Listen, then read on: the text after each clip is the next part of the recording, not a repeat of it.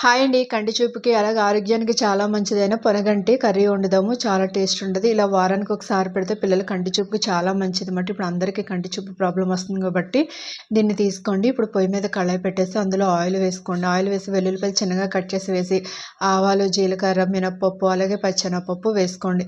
అవి వేసేసుకున్నాక సన్నగా కట్ చేసిన ఉల్లిపాయలు, పచ్చిమిరకాయలు అలాగే కరివేపాకు వేసి దోరగా ఫ్రై చేసేసుకొని పొనగంటిని శుభ్రంగా కడిగేసుకొని ముక్కల కింద కట్ చేసేసుకొని అవి కూడా పొనగంటి వేసేసుకుని అర స్పూన్ పసుపు, రుచికి సరిపడ ఉప్పు కూడా వేసుకోండి. వేసేసి బాగా కలుపుకోండి.